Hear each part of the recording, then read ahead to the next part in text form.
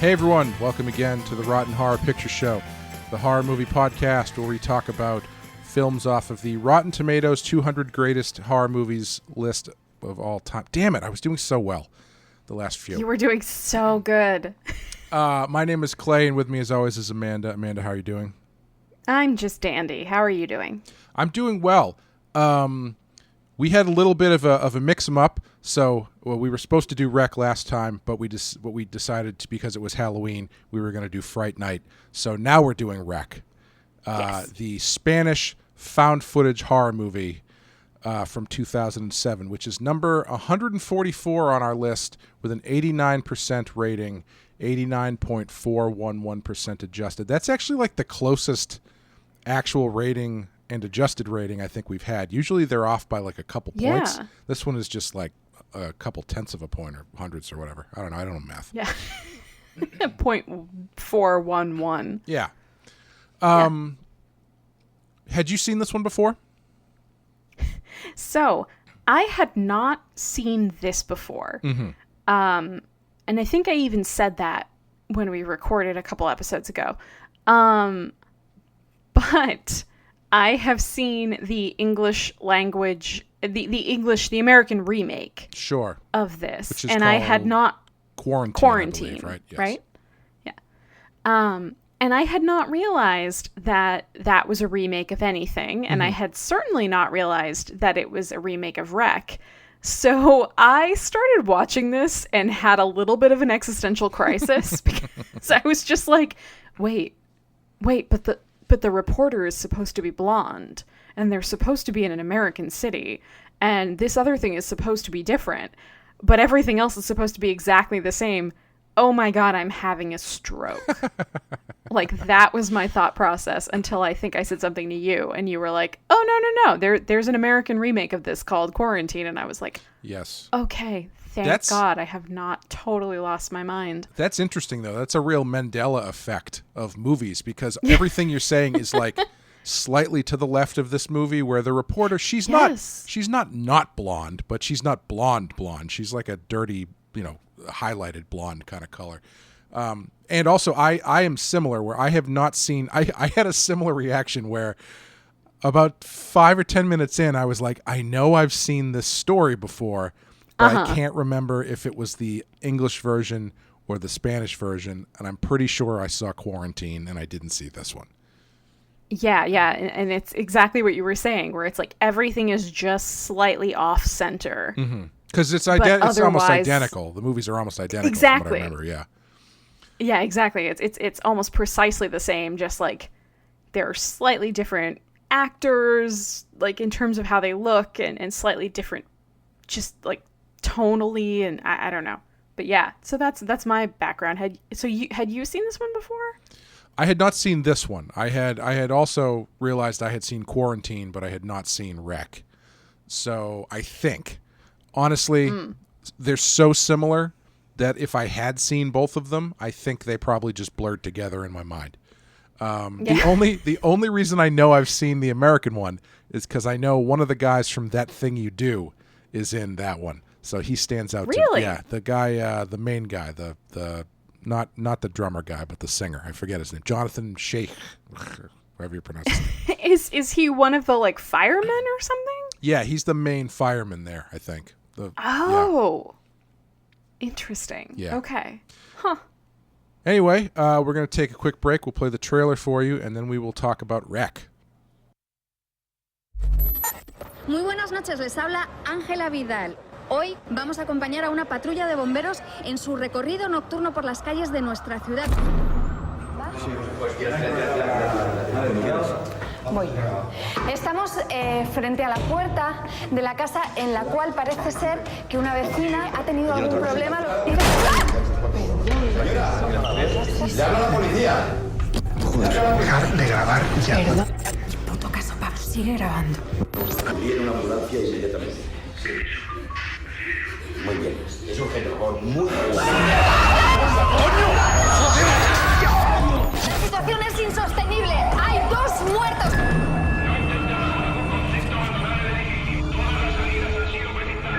Como nos habían anunciado, el agente de sanidad acaba de entrar en el edificio y nos van a seguir diciendo que no pasa nada, ¿no? ¡Tú deja de grabar de una puta vez, joder! Exactamente igual lo que te diga, no tenemos que grabar. Y hay que contar lo que está pasando. ¿Qué es eso? Mira de dentro.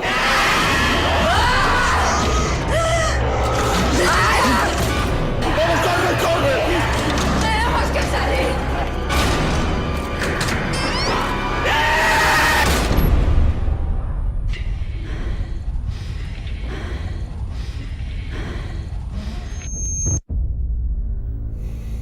Pablo, grábalo todo. Por tu puta madre. All right, Wreck from 2007. As I said, number 144 on our list. I'm going to murder these names, so please help me if you know them any better than I do. Directed by Jaime Balaguerro, or Balaguerro, depending on where the accent is, I guess, and Paco Plaza. Are there two R's at the end? No, one R and an O with an accent on it. Yeah, then go, I guess just normal R and then O. Sure, okay. I apologize. I don't speak Spanish. It's fine.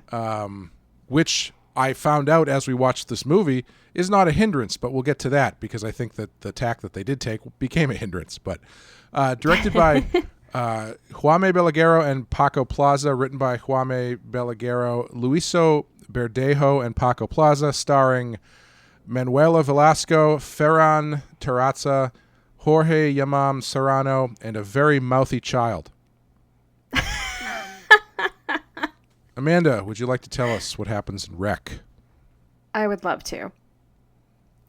Late night TV host Angela and her cinematographer are following the fire service on a call to an apartment building, but the Spanish police seal off the building after an old woman is infected by a virus which gives her inhuman strength. That's it? That is probably the most misleading or misleading is probably the best word for it. The most misleading synopsis that Google has provided me with yet. Yeah, I mean, it's not like they walk into her place and she's like bench pressing 700 pounds or something. It's right. I mean, she's just Bruce Banner. Yeah. If I read that description on the back of the box, I would immediately put it down and get something else. Yeah. This is also, a movie. The Spanish police. Yeah. This is a movie about the police in Spain being threatened by a really strong woman, old woman, which I guess is not, I don't know why that's a thing, but. I don't know. But I can tell you, Clay. Yes. That some things in this movie you might find are the first recorded Karen video. Oh, yeah. Big time. Big time. Yeah. Interestingly she's enough. She's the original Karen. Not to cut you off here, but I do think it's relevant. Please. That character's name is Madre Hysterica, which I believe translates into hysterical mother. Yes, it does. So it fits. Oh my God, that's amazing. I wish I had looked that up before this. I would have used that instead of Karen. That's even better. Oh God. What else? A truly nightmarish condo board. And an extraordinarily unhelpful cameraman. Yes, very much so. If you put the camera down, they could probably get out of there pretty quickly, or at least right. Help. There's so many scenes where if he would just put the camera down, it would change everything. And our final one is questionable parenting. Yeah, always. Always and forever in our hearts. I mean, questionable parenting. That Madre Hysterica there got a lot of people killed because her kid was sick and all she did was complain about the government, essentially. But we can get into that as well. She was going to make a complaint. She was going to complain as soon as she got out. Yeah, she was. That's what she kept saying. She was looking for any manager she could find to talk to. Yeah. It's only too bad that her haircut was so normal. So we've hit a double milestone on this episode. This is our first foreign language picture. Oh, is it really? At least I thought it was going to be. And it's also our first found footage movie, if I remember correctly. Yeah. What are your feelings on found footage as a genre when it comes to? I mean, I guess anything, but it's so prevalent, or it was so prevalent in horror for a long time that it was kind of hard to escape. You know, in general, I enjoy it. Mm-hmm. Like, I think I enjoy it the most when it's used like this, or like Cloverfield, or the Blair Witch, where there's sort of a natural plot point that just builds in the fact that somebody is recording everything. Sure. I'm less into it in things like the Paranormal Activity movies, where it's just this sort of like, most of it's like a stationary camera set up in one or two rooms, and you just like sit with these long, like kind of night vision shots where it's just like a stagnant frame. Do you know what I mean? Yeah, I do. Yes. But I don't know. Maybe it's because I was pretty young when Blair Witch came out, and it was like such a huge thing and felt so revolutionary that I tend to judge it a lot less harshly than I feel like a lot of people I know judge found footage movies. Sure. Yeah, it is I would say it's probably the most revolutionary change in style that I've witnessed in my lifetime, because as soon as Blair Witch hit, that became the thing to do, is, oh, now found footage is a thing. And I get it, because it instantly puts you, because horror movies are all about the fear that generates is generally due to some level of believability and putting yourself in that situation. And found footage really gets right to the heart of that, because it puts you literally, the camera becomes your point of view completely. And so I can see why it works, and I can see why it was so popular, because it's a very cheap way to make movies. At least generally anyway. But like, and it was everywhere. Like, I know that for a time they were even trying to do both a Halloween and a Friday the 13th sequel that would have been found footage. And I'm not really sure how either of those would have worked, but, but yeah, it was everywhere it felt like I guess now in retrospect, a finite amount of time where every other horror movie was a found footage movie. And sometimes it worked, sometimes it didn't. And I always thought that the best ones were the ones that kind of elevated it or changed the approach. Because I actually really like the Paranormal Activity movies, because I'm a sucker for, like we talked about on The Innkeepers. I'm a sucker for when they just let you kind of marinate in the atmosphere. And when I saw that in the theater, that got me completely. Like, I totally bought into that movie in a way that I didn't in some other found footage movies. I loved Cloverfield. I thought Cloverfield was great. I loved Cloverfield. Yeah. I thought the genre was pretty much dead, but recently on Shudder, they just released a Shudder original called Host, which is, you told me about this one. Yeah. Yeah, I highly recommend it. It's interesting. It's comparatively interesting to this for a couple reasons. One, because it was they shot it in 12 weeks during the current pandemic that we are in. So it's a ghost story presented to you as though you are watching a Zoom call. Yeah. And it's done very, very, very well. And it really kind of took all of the best elements from this genre that's been around for almost 20 years at this point and synthesized it into a relevant, really tight movie it's less than an hour. It's like 56 minutes. You just get in and you get out, which reminded me also of this movie, because this is also a very short movie. It's not even 90 minutes. It's like an hour 15 or something. Yeah. Yeah, that sounds a little bit different, though. It almost sounds like the next step right for found footage, where it's this like like you said, it's on like Zoom or something like a Zoom video chat thing, which is like fundamentally different than Cloverfield and Blair Witch and Wreck, where there is somebody with a handheld camera running around and moving around in physical space, and therefore your point of view via the camera is constantly kind of shifting and turning, and you never really get like a wide angle panoramic view of anything. You're very limited in the scope of what you see. Right. Which is true of a Zoom footage thing as well, but it's even more limited because you can't move. Right. And I think that's where a lot of the horror comes from, is that limiting of what you can see, because it's always about what you can't see that ends up being the scariest thing. And there is actually a scare in Wreck which they 100% lifted in Host, like almost exactly. But yeah, I think what makes Wreck interesting is that I had heard about this movie. This is one I hear about a lot. It's like, oh, Wreck, it's so good. It's so blah, it's a great movie. I didn't super respond to this, and I would like to get into that a little bit more, because I think you kind of felt the same way.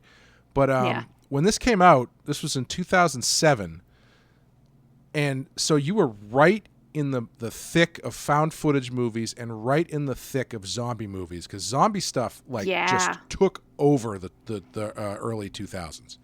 I pulled up a list of this is on IMDb, the best zombie movies since 2000. And so since 2000, we've seen Zombieland, 28 Days Later, 28 Weeks Later, Quarantine 2, Resident Evil Apocalypse, Resident Evil Extinction, Day of the Dead, Diary of the Dead, Dance of the Dead, Land of the Dead, Dawn of the Dead, Survival of the Dead, Shaun of the Dead, Fido, Undead, the Zombie Diary. I don't know. The Zombie Diaries is very low rated. I've never heard of that. The Crazies, which is not really a zombie movie, but I think it falls under the same umbrella. Resident Evil Afterlife, Wreck 2, I Am Legend, Undead, Pontypool, The Dead, Flight of the Living Dead. This is all since the year 2000. Not to mention 8 or 9 seasons of The Walking Dead at this point. I was just thinking the same thing. Like, we're not even touching on The Walking Dead, which became such a huge thing. Right. So suffice it to say, and also my very own first original graphic novel was a zombie book that I did in around the year 2009, but between 2009 and 2013 I was working it, so that was right in the pocket there too, even though I actually predated that zombie boom, but that's neither here nor there. So this is right in the pocket of all this stuff, and I don't know, my response to this, I don't know. It wasn't really working on me. I don't know if it's because there's so much distance, and it's a really straightforward found footage thing, and it's a really straightforward zombie thing. And I don't know if those two things together, plus time, just made it not really land for me. But I think we both had the same reaction, where for most of it we're like, yeah, this is okay. But then when they got to the final sequence that was with the weird like monster lady and the in the attic apartment. Yeah, that was all night vision. We were both like, oh, now this is interesting. Now I'm into this. This is creepy as shit. But I don't know. How did you feel about it overall? I mean, so it's so interesting to me because, like I said, I had seen Quarantine before this by a lot. Like I mean, I'm talking if I saw Quarantine maybe 6 or 7 years ago, that sounds about right to me. Yeah, same. I would say probably about the same. Yeah, so that was a long time ago, but when I watched that, I actually remember being really into it. Like, I remember really liking it and having it really work for me. And then when we watched Wreck the other night, it just sort of fell flat. And I don't know if it's because these sort of genre tropes that we've been talking about, the found footage and the zombies and all of that, are just at this point so kind of like old news and a little passé that we're all a little just like callous when it comes to these things. But also part of my problem is the version we watched was dubbed. Yeah, that was a big minus. Yeah. Yeah, and the dubbing wasn't great. And the voice acting maybe would have been fine for other characters, but like, I don't know. It was one of those things where the voices just very, very obviously didn't fit with the actors and their sort of like expressions and their demeanors and their physical appearances. And I have to wonder if that didn't kind of take away from it in a substantial way. And maybe if I had just watched the subtitled version, would I feel a little bit differently? I don't know. It's obviously like, it's all speculation, however I think I would feel. But yeah, there were some kind of jarring dubbing moments that were just a little bit like, meh. Yeah, it felt really, the dubbing I felt was very distracting. I mean, it's one of those things where as everything starts to get crazy, you kind of get used to it a little bit, but not really. It actually, it kind of made the whole thing feel to me like an elongated video game cutscene. Just because of the way yeah, I can see that. The action plus the way the dialogue was being delivered felt really kind of like, it had that sort of like uncanny valley feeling to it. Yeah, if you told me this was the beginning of like a Resident Evil or a Silent Hill video game, I'd be like, yeah, okay. Yeah, because it was a lot of like, Chris, maybe we shouldn't go upstairs into that room. I don't know, John. You're always saying stuff like that. Maybe once in your life, maybe you just listen to what I'm saying. You know, it was just, it felt really artificial. Yeah, and I wonder if it's part of the problem that I have in general with like foreign language TV or film when it's dubbed, that like the voice actors have to emote extra because as much as we don't think about this, even between like somewhere like the United States and Spain, which is a Western European country, we have very different nonverbal styles of communication. We have very different body language.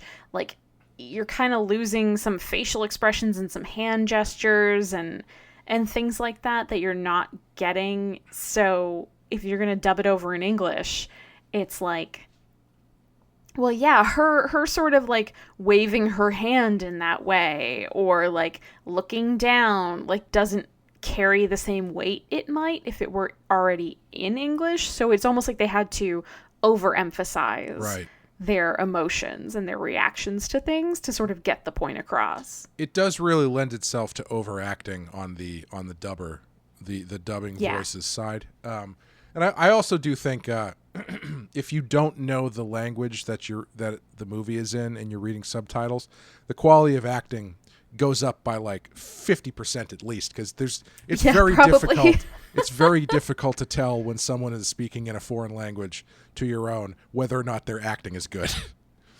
Right. Like, are they using the right tone? Are they speaking at the right volume and the right pace? Like, we don't know. It's like the inverse of the English accent effect, where it's if an actor has an English accent, you automatically go, this guy's a really good actor. Yeah. So if it's subtitled in a language you don't understand, you're automatically like, these actors are really good. I don't know what they're saying, but they're I believe everything. I'm convinced. Yeah, you know, and I don't dislike dubbing because dubbing in horror movies is such a staple of like a lot of the stuff in the 70s that was coming out of like Italy. Yeah. And so I think like there's a certain at least in those movies, I think it works because there's a certain kitsch factor involved at this point, because you're watching these movies 35, 40 something years later. Yeah. But absolutely. This being a movie from 2007 with this really awkward dubbing, that when I say awkward, it gets pretty awkward at points where there's an Asian family living in the building, And the person dubbing, I mean, I'm sure this is how they delivered the line in the movie, but since it's dubbed, it feels really weird. The person who's dubbing the Asian woman speaking is doing it like 2 clicks away from Mickey Rooney in Breakfast at Tiffany's. So it's like, I'm sure she's not intending to do that, but it's just that like, it's an English person trying to do this like broken English via Asian person thing, and it just sounds like someone doing a stereotype Asian voice. And so it's like, ugh, all right, I don't know if this is really tracking for me. But it did make me think, though. So obviously, would in the Spanish version, is it an Asian person speaking broken Spanish? Because that's the kind of thing that I never consider, because obviously I only hear that kind of stuff in American movies where it's someone speaking broken English. But that must be kind of interesting to hear, like someone who doesn't know the language speaking broken. You know what I mean? Yeah, and I think part of the problem is that there's a way to do it that feels authentic and feels like more like another example of realism, where this movie takes place in Barcelona. There are immigrants. There are people who've come from a lot of different places and live there and work there. And so you're going to run into some people who don't speak perfect, like, you know, that specific dialect of Spanish, because like Spanish in Barcelona is very different than Spanish in a lot of other places. So I don't think it's like offensive or egregious to have characters who are not themselves born and raised in Spain struggle with the language. Like I speak a tiny bit of Spanish, and I've been to Spain and I've made a fool of myself so many times over, I'm sure I sound like an idiot. But there's something about the way, like, there are certain choices made where she just sort of like, I don't know, it's not, it doesn't feel to me like somebody who's, I live here and I work here and I've learned at least the basics well enough to sort of make myself understood. There's a lot more like, I don't know, the layers to it are just kind of uncomfortable. Yeah. Do you know what I mean? Yeah. Yeah. And yeah, so I'm sure people are getting mad at us talking about all of the technical reasons we didn't like the movie that have nothing to do with the movie itself. Let's get into the murder. Sure. Before we get there, though, one other reason where I was curious about whether or not this might not have clicked with me is we are currently, as we record this, living through a hastily handled outbreak. Surrounded by people who just don't seem to want to do the thing that you need to do to shut this all down. So it's like I found myself identifying and rooting for the shadowy hazmat guys, because I'm like, yeah, man, shut that building down. You get in there, do what you got to do. If they're not going to do what you say, you know, you quarantine them off, and then you just you contain this and you snuff it out. You do what you got to do, man. Like I'm no longer on the other side of that equation where I'm like, it's so scary, all these hazmat guys showing up and just not letting you out of your house. It's like, that's what it takes, I guess, to get this done. And I would much rather they just snuff this out now than we actually have to deal with this on a larger scale. Yeah, I totally agree that there's, especially where in this movie, so Angela and Pablo is the cameraman, I believe. They are shadowing these firefighters. They get the call to this building, and it's very much framed as, oh, it's just this old lady needs like medical assistance, and so we have to go. This old lady with super strength. This old Incredible Hulk lady needs medical assistance. So they show up thinking it's going to be this very mundane visit, and then it turns into, you know, horrible zombie virus where people are turning into rabid monsters and eating each other's faces. And then, like, maybe halfway through the movie, from the outside, when they're being quarantined in the building by the authorities, they send in like a medical professional, guy in a full hazmat suit who comes in as this sort of faceless, almost like they're kind of trying to set it up like he's kind of scary because you don't know who he is and you don't know why he's there and you don't know what he's actually going to do. And then he just like gives the people who've been bitten tranquilizers and takes like blood samples. And then he also gets wrapped into all the attacks and everything, gets trapped in there, and he takes the mask off and he's a very normal guy. And he's like, I was just trying to restrain the infected people so that we could like contain them and get the rest of you out of here, and now everything's fucked. Yep. So even he, who comes in as this almost like shadowy government figure, ends up also just being a guy who was just trying to do his job, same as the firefighters, same as the camera crew, like just trying to come in and do his job and do what he could. So yeah, I think that definitely dovetails with like the age we're living in at the moment, where yeah, it's like, all right, he seems logical and rational to me. I don't know why you guys didn't listen to him.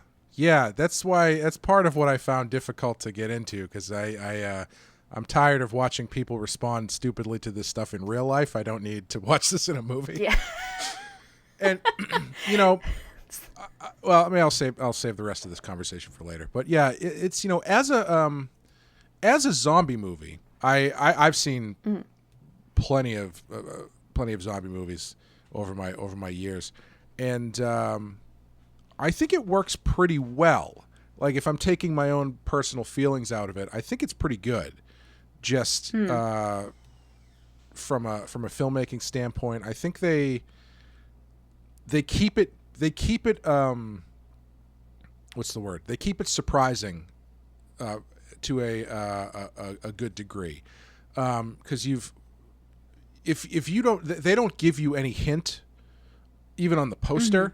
And even in that write-up about the plot, what exactly is going on? Like, at this far out, it's like, okay, we know it's some sort of zombie or rage virus thing, so we know what it is going in. Like if you told me found footage movie, zombies in a building, I probably could have plotted out roughly 75% of this movie, but not knowing those two things going in, I feel like it keeps you on your toes a little bit more.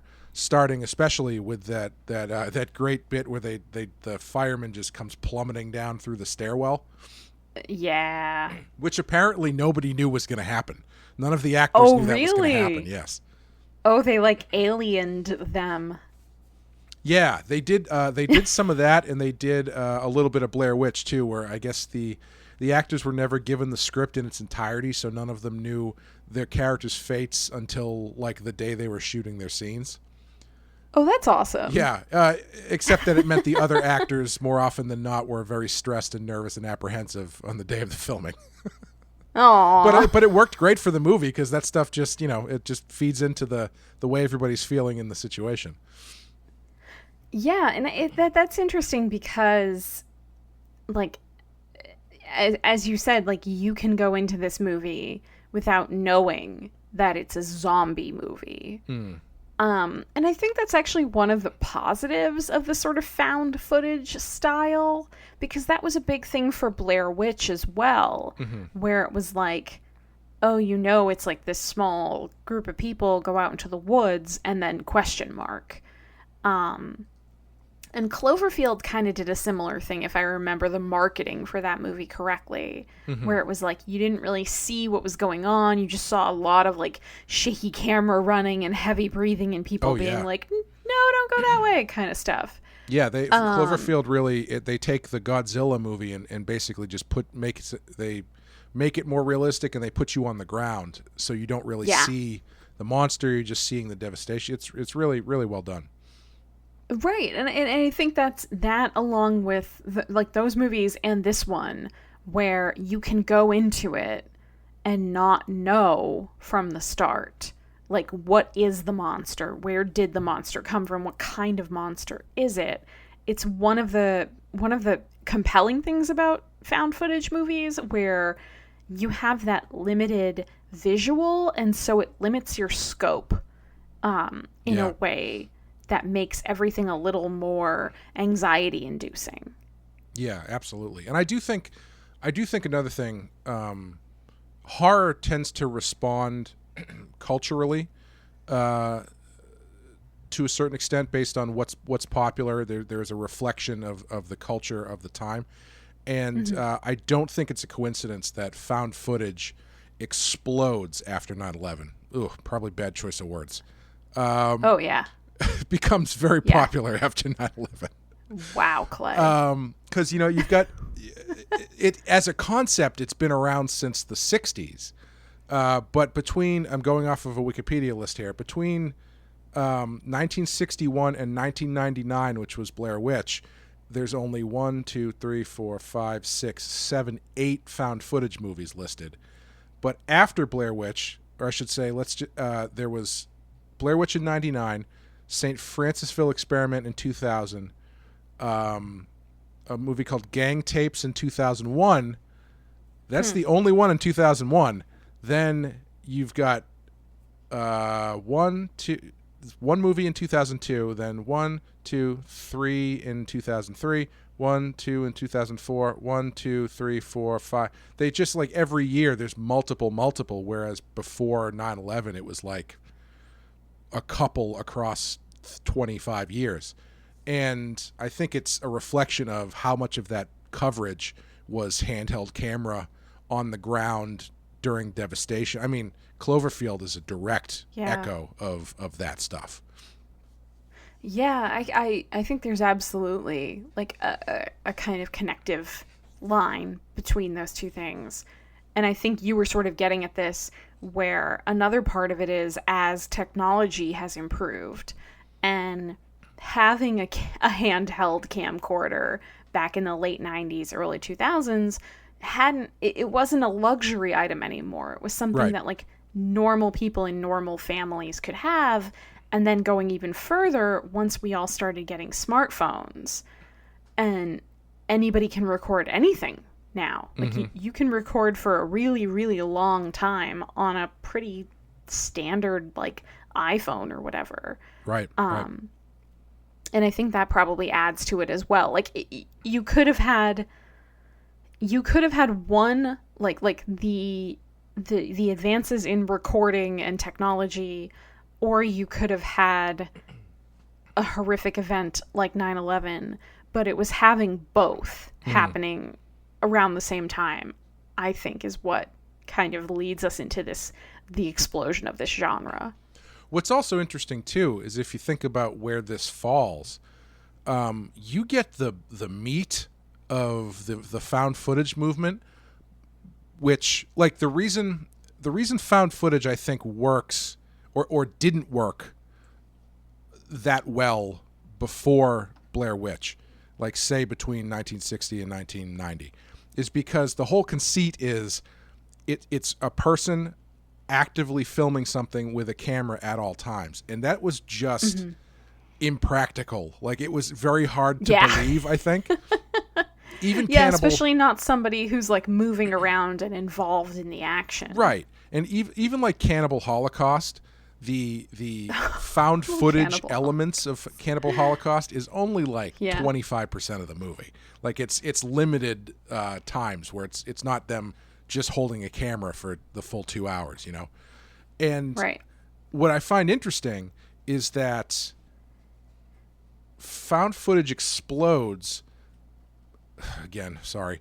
Found footage as a genre comes to prominence between 1999 and let's say like probably hit its kind of started burning out like in the post 2012 era, like maybe early teens. Like you don't see a ton of them anymore. Sure, yeah. But so the core of this genre happened before the iPhone. So everything now is, you know, like you were saying, having a camera on you is just a ubiquitous part of life where everybody's filming everything all the time. So it makes perfect sense for that to be a believable movie to watch now. But if you think about when these were coming out, that was before this element of life existed. So, but it was still working for some reason. It was still this weird thing where cameras were starting to get more integrated because every camera also had a video camera on it. Like you were saying, camcorders became cheaper and they weren't luxury items. But I find it interesting that this blew up as a genre before this idea that everybody has a camera on them at all times. Yeah, that is interesting. That's an interesting distinction to make, because yeah, it almost makes me wonder why those types of like films aren't as popular anymore. Like, I know part of it is that it is a little bit of a gimmick and it can be overused or used poorly. And people get tired, people get bored of certain styles and certain gimmicks. But yeah, it's interesting that they did fade out pretty rapidly. Like, I can't think of a found footage movie that's come out, like a major one in the last 5 years. Oh, at least. Yeah. And even Host is not the first one to do the Zoom call thing. There's a couple other ones called Unfriended, which do a similar kind of Skype or Zoom call aesthetic. But the thing about that Host is so nice, and also this one, is there's no subplot. We should have just covered Host at this point. We've talked more about that movie than we had Wreck. But there's no fat to it. There's no subplots to try and bog it down so they can reach 90 minutes or whatever. And I think it's the same with Wreck, where it just burns right through all of the good stuff as like really quickly. And I don't mean that in a negative way, because I don't think I need in this movie, it wouldn't have made it a better movie if like there were scenes where the reporter and the fireman develop like the hots for each other or something. You know what I mean? Like right. It's just they stick to the idea that it is a documenting of this insane situation, and they just go right through it. And if it's only an hour 15, it's only an hour 15. Well, and that makes extra sense in the context of Wreck, because it almost happens in real time. Right. Like, there's some pauses, there's some moments where he puts down the camera or the camera gets shut off or something happens, but generally, it's generally happening kind of in like the hour and change between when they leave the firehouse and when they get trapped in the attic with what was once a small Portuguese girl and is now a horrifying monster. Right. Yes, man. She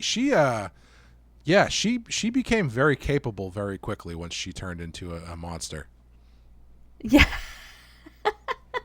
Well, I have a lot of questions about the sort of last sequence of this movie.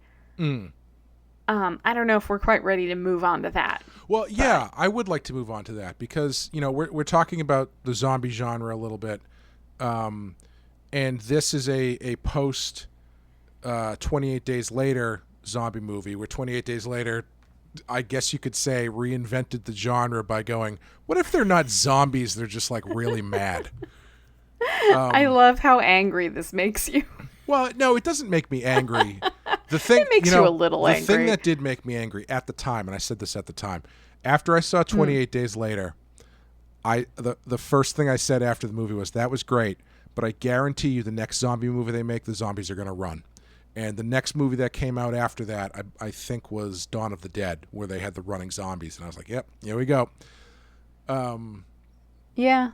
But this Wreck is like, it's this weird kind of mix of stuff that doesn't really make a ton of sense, because they talk about it being like a rage virus, like 28 Days Later. Right. But then later on, once you get up into the creepy attic with the great reel-to-reel exposition recorder, which is My second favorite expository device, second only to the magic book. I love the magic book. It's probably Oh yeah, those are both great. Probably not a coincidence that both of those things show up in Evil Dead, but yeah. it goes from rage virus into like this weird heavy Catholicism, like demonic possession thing. And I don't really know. They don't really give you a straight line as to what's going on. And then this creepy, monstrous woman shows up, which doesn't seem to track with anything that's happened up to this point. Yeah. Okay, so here's my read of all of that. Mm-hmm. And I agree. Like one thing I actually really like that they do at not the beginning, but like at the beginning of the stuck in the apartment building portion of this movie is that they kind of slowly over like the course of a few scenes tease out a couple possible vectors for how this sickness got into the building, who introduced it, and what's happening. There's the old lady that they initially come to respond to, the firemen. There's the Karen mom, the Madre hysterical, and her daughter, and baby hysterica. Yeah. No, it's perfect. Nina, hysterica Nina. La Nina. So there's them and their dog, and then there's the East Asian family, and the wife is saying, "My father lives with us. He's upstairs. He can't come down. He's in bed. He's very sick." So you get all of those, and then you also get the mysterious like 5th floor apartment that quote unquote no one has lived in, but somebody keeps like paying for it or whatever. So you have these like several different possibilities within the first like third of the movie that you're kind of in the back of your head thinking like, is it the dog? Is this some weird version of rabies? Is it the dad? Did he get sick and he's passed it on in some way? And this movie like kind of ties them together and kind of gives you like a unified like, well, it was something in the 5th floor that probably infected the dog, that infected the little girl, that also did this. Like, there's a little bit of a chain you can build. But yeah, when they get to that locked apartment, and it's like very, very heavy in the Catholic imagery, and like statuettes and crucifixes and rosaries and things. There are also all of these newspaper articles that are clearly very old, right? That are pasted up on the wall of a little girl in Portugal who is quote unquote possessed. And there are a lot of different articles about her and pictures of her. And then the other things in the apartment also read to me as very old, like 1950s, 1960s. Like the reel-to-reel tape recorder, which is maybe more 60s, 70s. I don't know. Sure. But it's, in my mind, like the monstrous woman is that little girl. Okay. Like she was taken here and they were doing some sort of experiments on her to try and figure out like what is actually going on with her. How do we stop it? Can we save her? What's going on? And then she gets loose and kills the guy who made the recordings, and then has just been like trapped in this apartment, living there, and like ages naturally. Yeah. Do you know what I mean? Yeah. Is that crazy? That tracks, I think. No, I don't think that's crazy. I don't know. Like, I don't think you're supposed to necessarily know how that all connects to whatever's happening in the rest of the apartment. Yeah, I don't know. It just feels like such a left turn. And I'm sure there's someone who's screaming at us being like, how did you not notice that it says something, something? Sound seems to hurt them, question mark. But weaknesses? Question weaknesses. But it's such a strange tonal shift. But at the same time, I almost don't know what else they could have done for the end of the movie, because the it's jacked up to like 11 for most of the movie, and there's really nowhere else to go. You've kind of topped out on your being chased by zombies through a building element. That in order to finish it out, they have to do something different and weirder. The switching to night vision, great choice. That's always a winner. Another case where the cameraman could have been more helpful, because he's the reporter's just standing there flailing, and he's like, well, it's a good thing I have night vision. Hey, you look weird. He's not really telling her where to go so much, just sort of like watching her flail a bit. But and then there's so many scenes where he's like, shh, be quiet, don't make a sound, shut up, right, quiet. And she's like, wait, are we supposed to be doing, wait, what's happening? And he's like, be quiet, stop. It's like, God. Yeah, and I find it really interesting, though, that both of us responded so, like, both of our ears perked up when they got to this weird apartment. Yeah, they get into the weird apartment, and they shut the door, and they get some sort of light on, whether it's the light or the night vision, and they start looking at the weird shit all over the walls and the weird experimental paraphernalia, and you and I were both just like, okay, now you're talking. Yeah, it almost like it almost becomes a more traditional horror movie at that point, where you get more monstrous stuff that's less there's something universal about a creepy top floor apartment with a weird like witch lady living in it, that might be connected to some sort of Catholic curse or whatever. But it's like, I don't know if it's because they do the rest of it very competently. Like, it is a well done, well structured, well executed found footage zombie thing. But I wonder if it is because the rest of it at this point seemed so, I don't want to say stock, but it seems it is what it says on the packaging. It's as advertised. It's a found footage zombie movie. It's fine. And then you get to this other part, which is very much not that, and is very kind of interesting, and they start throwing some weird ideas at you. And that seemed to be the thing that I wanted to dig into more than just watching people running around screaming like you did for the previous 45 minutes or so. Yeah, I totally agree. And it's really interesting, and I wonder if it's just because there are so many moments in the rest of the film where somebody's been bitten, or there's a zombie in this room, or they're being chased up the stairs, and you're a little bit like, you're doing that thing that I think most people who are fans of these types of movies do, which is you're watching them and you're either internally or externally yelling at them about like what they should do and like where they should go, and like, no, just leave her. Like, she's handcuffed to the banister. She's not going to make it. You're wasting time. Like, you gotta just go.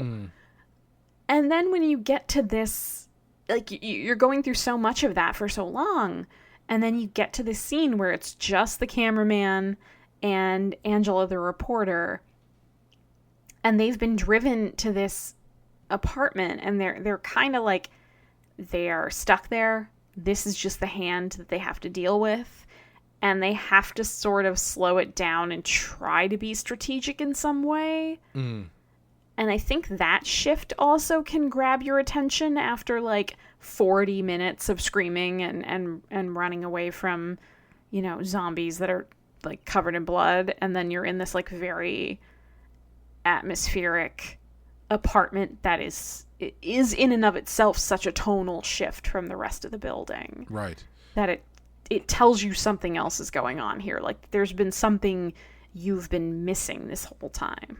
Right. You know, and yeah. I also wonder, it does have as you know, as I said, I'm sure you've seen a ton of these as well, but as I've seen more and more of these zombie movies, there's one element of them that's always gets flagged as the thing I like the least, especially if it's not done in a very engaging way, which is the scenes where people stand around debating what to do. And because it's just, you know, you get to this middle part of the movie where it just turns into people arguing about what the next step is going to be. And it's like, you know, it works to great effect in Night of the Living Dead. And the better ones do it pretty well. But it's always been my least favorite part, because if you don't have any real meat behind those scenes, and I think that's probably where the how brief this one is and how lean this is actually works against it, because those scenes work when you have established character types who you've kind of lived with for a bit, who are now butting heads. Like in Night of the Living Dead, that stuff comes to a boil after you really kind of get a sense of where everybody stands regarding all this stuff. You know, they want to be in the basement. These guys want to be upstairs. There's the race element going on. So that's where that stuff really starts to start cooking. Same with Dawn of the Dead. By the time they really start getting into that stuff inside the mall, you kind of know where everybody stands and you know what these characters are about. In this one, like you said, you know, jokingly, it feels like a condo board meeting, sort of, where it's people we don't know anything about standing around debating what to do, kind of, and nobody comes up with any sort of real actionable plan. It's just they kind of talk for a little while, and then, you know, the monster that's being sedated breaks out and starts killing people, and then it kind of just, the ball just kind of continuously rolls from that point on. There's no real strategy or anything after that point. So I feel like, that's where it kind of loses me a little bit, because those scenes work the best when you're already invested in the characters, and this just doesn't have enough time for you to really be invested in anybody. Right. And the characters, like the examples that you used, especially to sort of draw a contrast between them in this movie, that the characters and their different opinions or beliefs on what's the right move to make are almost like they're almost like they have their own philosophical stance. Do you know what I mean? Philosophical is maybe not the right word, but they have like a certain ethos or a certain belief in, like, the basement is where we should go. Like, tactically speaking, it's where we're going to be safest. We can just be quiet and ride this out. Like, they have a strategy and sort of like a thought process behind why they're making this choice, even if you don't agree with it. Right. Whereas all of the characters in this movie, like, don't ever have that. Like, the only characters that do seem to have some sort of, like, foundational drive are, I don't know if he's a cop or just, like, a security guard. But the guy with the gun who keeps kind of trying to keep them, like, no, go downstairs, go to the lobby. That's what they say we're supposed to do. Sure. Like, he sort of has his, like, we should just, you know, obey the authorities outside. Angela, the reporter, she has her, like, don't listen to them no matter what they say. Keep the camera running. We have to record all of this. It's important. We need this evidence. It's important to document this. Like, that's, like, a guiding principle. And then kind of beyond that, there's not really, I mean, I guess, like, La Madre has, like, I need to get my daughter out of here. Mm-hmm. But everybody else is just sort of like, what do you mean? What are you doing? Why should we go there? What's going on? Who's that? What's happening? And it kind of just leaves them this kind of loose amalgamation of, like, figures that then kind of quickly and unremarkably get cut down and turned into zombies. Oh, totally. Like, I didn't even realize that the bald fireman guy got killed. Like, they just all start running up the stairs and he's like, go, go. And then the next time you see him, he's a monster. Like, I didn't even realize he got jumped or anything. Right, which makes sense in the context of what had just happened, where he gets shut out of the apartment without them, and there's a bunch of zombies. Like, of course, but like, right.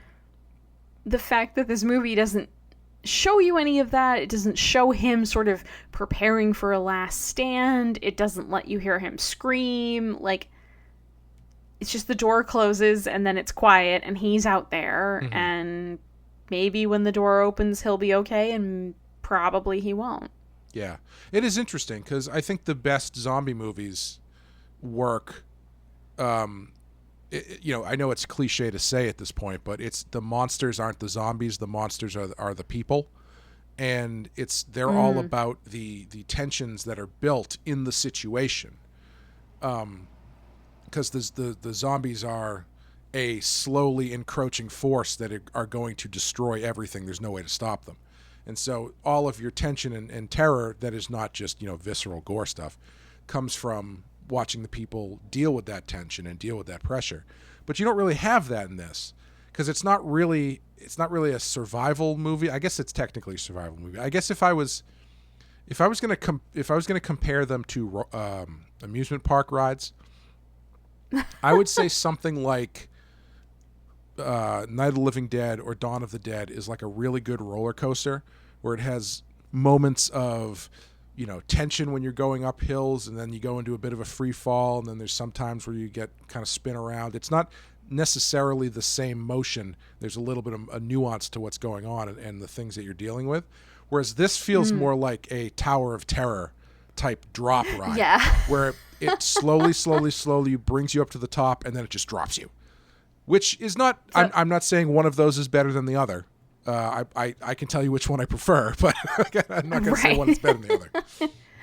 But I will also stand by my statement the other night that this movie would make an excellent theme for a haunted house. Oh, totally. Absolutely, yeah. Like running through this apartment building, up and down the stairs, hunting through apartments to try and find the keys to get you out, and like you end up eventually getting corralled up into the attic with the creepy lady in the dark. That would be the most terrifying haunted house ever. Absolutely, yes.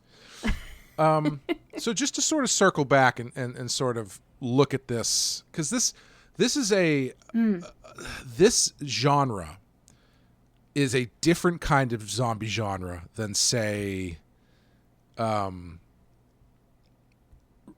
of the Living Dead or Dead Alive, because the 2000s zombie genre is very specifically, in most cases, tied to some sort of viral outbreak. Yes. And as I said earlier, I wonder if one of the reasons why this didn't really land with me is because we are currently living through one of those. And it makes movies like this seem a little bit more quaint. Like, I'm really curious to see how I'm going to react to 28 Days Later when we get there, because I love that movie, but I haven't watched it in maybe 10 years. So my question is, do you think this genre is dead? Because there's always going to be zombie movies. There's always going to be people come back from the dead movies and all that kind of stuff. But this specific idea of this viral outbreak leads to some sort of monsters and what are we going to do and how's the world going to handle this thing? It feels to me like it doesn't really have a lot of legs anymore after the year 2020 due to everything that has gone on. Right, everything that's happened in the year 2020. You know what? I actually disagree. Yeah? I actually would not be surprised if we started seeing more. Interesting. Okay.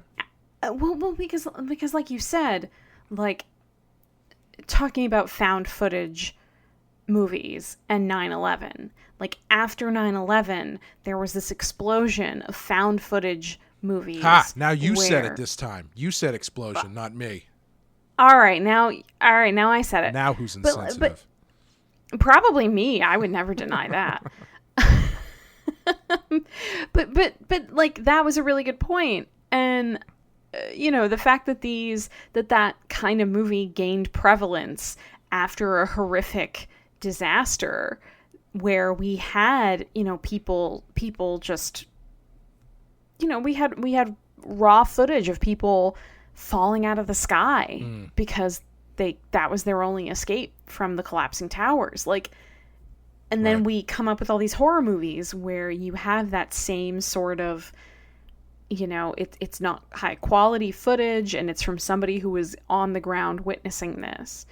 And I think if that pattern holds true, the way a lot of people are going to process this whole pandemic is, I think, in probably more pandemic style movies. I mean, obviously I could be totally wrong, but I would not be surprised if in, you know, 2022, 2023, 2024, we started seeing like a trickle of them. And then by like 2027, it was like, oh, it's a thing.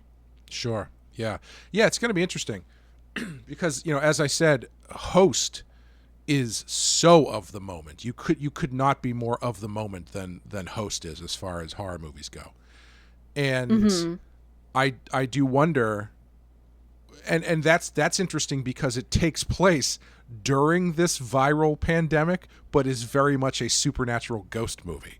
So, you know what I mean? So it's almost like, is there going to be a swing the other way where the preferred method of horror becomes more supernatural and more versus this more real life stuff? Because again, in Rec, the thing that we both responded to was when they got to the creepy attic apartment and they started talking about demons. And there was, you know, reel-to-reel recordings talking about exorcism and shit. That's when we responded to this. So I think it's going to be really interesting to see how the genre plays out. And if you look back, I mean, not only found footage stuff, but like you had the 1-2 punch of 9/11 and all of the talk of like torture and enhanced interrogation. So you end up with found footage, virus movies, and torture porn stuff all happening like in this next 10 years. And it was an intense period. Yeah, that's true. Yeah, well, because I do think one of the reasons why I love horror movies, I think one of the reasons why a lot of people find themselves drawn to horror movies it's a way to channel our anxieties about the world around us. Yeah, absolutely. Yeah, into something that's like containable and you can process it and you can like present yourself with an over-the-top version of the worst-case scenario and sit there as an audience member and say, oh, but I wouldn't go into the basement. I'd be smarter than them. I'd stay out of the basement. I would call 911 and get out of there and I'd be fine. Like, it's a way we comfort ourselves in a weird way by exposing ourselves to the worst possible thing. Yeah. No, absolutely. I mean, I can tell you personally, I love like David Cronenberg type body horror movies, and I can tell you that's a direct result of how much I distrust my own body. You know, like I see movies like that and I'm like, yep, that's terrifying and it's awesome and I love watching it, but in the back of my head I know it's because it's like that's an inherent fear that I have baked into myself, is that all of the things that can go wrong inside your own person. And the same, I think the same goes for gore and violence in movies too. I think the reason that's so popular is because it's something that you are afraid of in real life and you don't want to experience. Yeah. So when you see it, it's sort of like a facing your fears catharsis element that allows you to kind of revel in this thing you just do not want to experience in real life. But it's a safe way to kind of experience it and process that idea without you actually having to, you know, walk outside and see someone get their head cut off or something. Right, and it's something you control. Like, exactly. You can decide, I'm going to shut this off. I've had enough of this now. Or I'm going to pause it. I'm going to go make a cup of tea. I'm going to come back after that. Like, you are still fully in control of this thing that, on some level, is deeply frightening. Right. And it's interesting because I want to talk about this more later on when we do other movies, but because we're getting very off topic. But no such thing on my shows. I know. But along this vein, I wonder if that's part of the reason why, like, I love the Halloween movies so much. And I know they're not I know you know you enjoy them for what they are, but you don't have that same like connection or affection towards them that I do. Mm-hmm. And I wonder if part of that is that, you know, like I've been a teenage girl who's been home alone and heard somebody outside. Right. Absolutely. Yeah. Yeah. It's just a more visceral fear that like watching a movie like Halloween gives me an opportunity for that kind of catharsis of experiencing it without actually having to go through it. Right. And stop me if I veer into any unintentionally sexist stuff, but I've heard that's a big reason why women do gravitate towards specifically slasher movies, and also on top of that, true crime. Because I'm definitely in that group. Most of the people I know who enjoy true crime are women, and it is a very interesting. I've heard different people talk about the reasons for that, and it does seem to all kind of circle around that idea of being able to face something you are actively afraid of and actively concerned about in a controlled setting. Yeah. Yeah, no, I don't think that's sexist at all, Clay. Good job. Whew. You made it through. Let's talk about the little girl zombie now. Yes. The little girl zombie in all with the seriousness, adult woman voice. Oh my god, but she was so good. She was, yes. She was so good. Like, I love the setup that it's like, my daughter is sick, and I have to get her to the doctor. She needs antibiotics. We need to leave right now. And you're just like, all right, Mom, shut up. This is super annoying. And then the little girl is like, Mother, I don't think that we need to be doing this. I'm just a child here, but I think I can make decisions for myself. Does anybody know where I can get a black cup of coffee? Yeah. I need to do my taxes. I just want to play. I just want to play with the dog, Mother. Where's the dog? Mother. But that little girl is so good, and the scene where like the mom is like clutching her to her, like, no, don't look at my daughter that way, and then the daughter's just like, like takes a chunk out of her face, and then is one of the zombies running around horrifyingly in this building. I just loved that. I thought that was a really good use of like having a small child, and like, because I do think a lot of these kind of movies are always hesitant to kill the kid or show the kid getting bitten. So kind of having her like off screen already infected and then like slowly getting worse through the whole thing is great. Yeah. I loved it. Worked in Night of the Living Dead, works here too. Yeah, that's true. So just to wrap up, this is number 144 on our list. How do you feel about the placement? Should it be higher? Should it be lower? Should it be off the list? I have a hard time with this one. Because I can't come up with an exact example. But for instance, we recently did my wild card, The Autopsy of Jane Doe. Mm-hmm. If you asked me to watch this movie and that movie and say which one of those was on this list, I would say Jane Doe. Yeah. Yep. So part of me thinks like a little bit like kind of why is this on this list? I feel like the best parts of it kind of come from other movies and there's nothing. I guess it's there just by virtue of being a found footage zombie movie. And one that's like above average. Yes. Yeah. Yeah, because that's the other thing is there's lots of found footage movies that are just dog shit. Right, and this one is not dog shit. Right. This one's actually really fun, and I feel like we've come down kind of hard on it. But it's not a bad movie by any stretch for the genre it's in, especially like if you want to watch something kind of like zombies and kind of like in that general vein, this is a great choice. It's nice and snappy. You'll be through it before dinner's over. Like, yeah, you can do a lot worse than this one. Whether it's in the zombie genre or the found footage genre or the horror genre in general.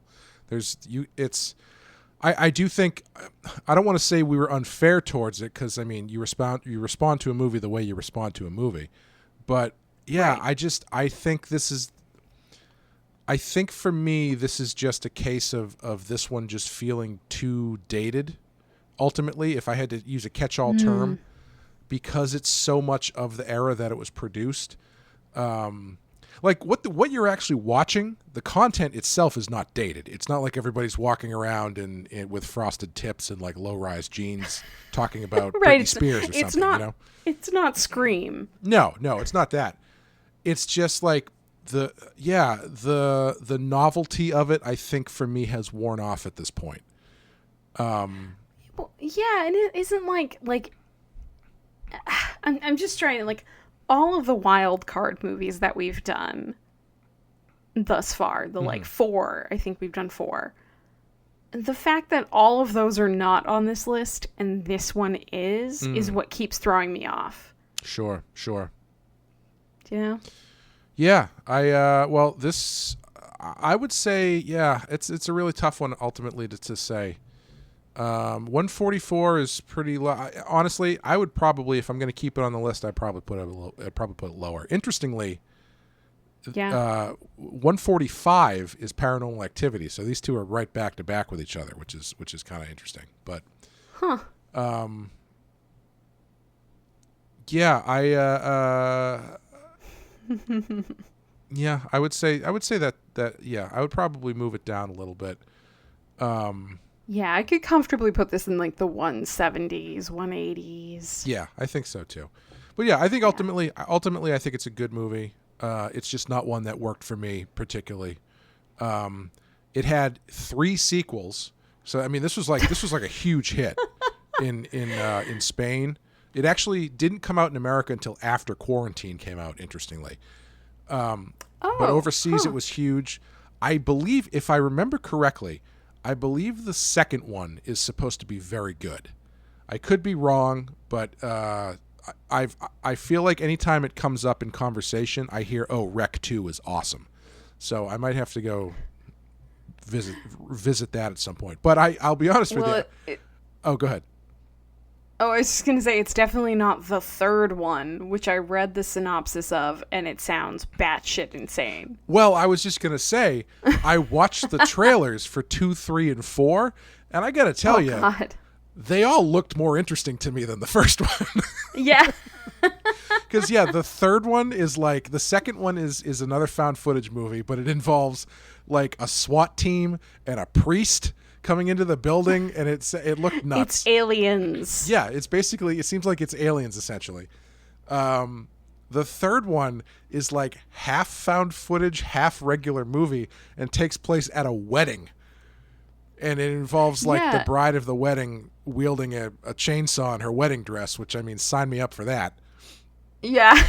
And then the fourth one is on a boat, and that one's just a straight, regular movie, not found footage, traditional narrative.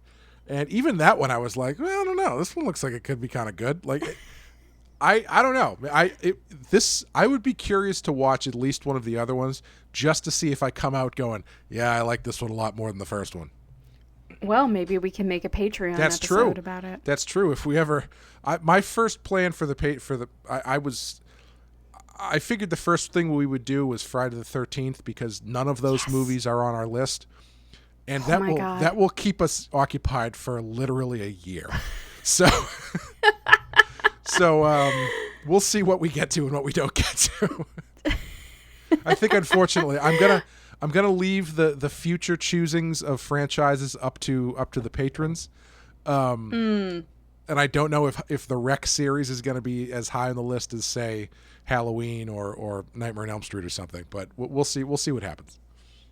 Yeah, I mean, maybe there's some really hardcore Rec fans out there who are willing to throw us a couple bucks a month to be able to be like, you're going to review our whole series. Hey, why not? I'm, as Winston Zeddemore once said, if there's a steady paycheck in it, I'll believe anything you say, or I'll do anything you say. So that's going to do it for Rec. I hit the randomizer, beep, boop, boop, beep, boop, boop, boop, and continuing our trend of shortening our titles into just a couple letters.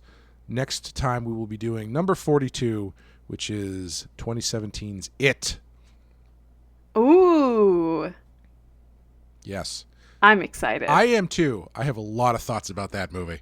So this will be a fun one to talk about, I think. When you said shortening into initial or shortening the titles, I was like, oh, he's talking about VHS. We're going to do VHS. No. Okay. Interestingly, I did look that up, though, as we were talking. VHS, all 3 VHS movies are done by like 2015, which VHS is kind of like the last gasp of the found footage horror thing. If you think about it, yeah. Like that's the last thing I can think of that really made use of that before Host, really. So yeah, it's interesting that it has a very limited shelf life, but yeah, but it is forever. So thanks, shelf guys. Life is forever. Thanks, guys. If you like what you heard, if you want to give us a rating or review on iTunes, that would be great. If you want to check out any of the other shows we do under our big Penske File umbrella, we have the main Penske File show where co-host Wes and I talk about Star Trek. We've got Real Ripe and Real Rotten, where we do the highest and lowest rated Rotten Tomatoes movies of actors and directors.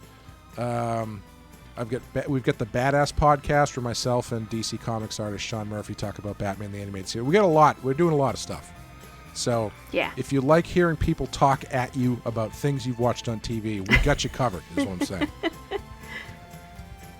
But yeah, thanks, guys. Thank you, Amanda. Of course. Thank you, Clay. You're very welcome. And we will see you next time. Bye, everybody.